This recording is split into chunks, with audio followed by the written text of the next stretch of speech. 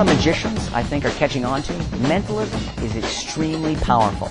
I personally love to combine sleight of hand magic, some humor, and every now and then, bam, bam, some really strong moments of mentalism. The great thing about mentalism is, while the power of magic is something shared visually that people can see and feel, it's tactile, mentalism has a power that isn't physical, it isn't tactile, it isn't sensual, it's cerebral. It's the ethereal nature of it, and the fact that as a performer I can connect with people through invisible means, that I can control people, that I can influence people through means invisible.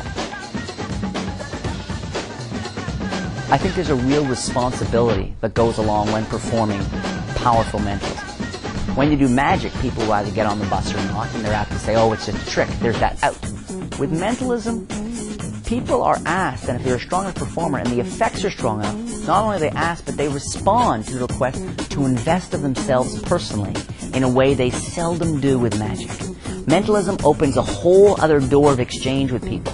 And I think because of that, the mentalist, the intimate mentalist performer, I think there's a real responsibility there. It's the kind of thing that when I perform a mentalist effect for someone and I reach the climax and I look them in the eyes, I can see that this is something that's going to stick with them for the rest of their lives.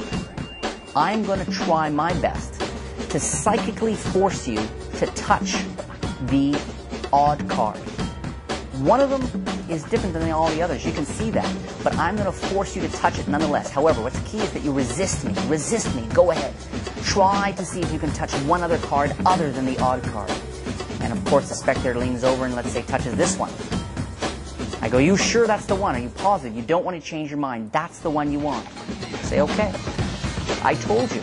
I told you that you were going to have a hard time resisting when it comes to touching the odd card. And in fact, that was the card you touched, the odd card. You may not believe me, but of course it's the only one with a blue back. Mentalism has a way of getting under people's skin in a way that very few close-up tricks can. Mentalism also, people are more willing to get in on the bus of the mentalism than the magician. People think magician, oh, they think kids, they think magic trick for kids. You say you're going to try to read their mind or predict a future event. Now that's adult entertainment.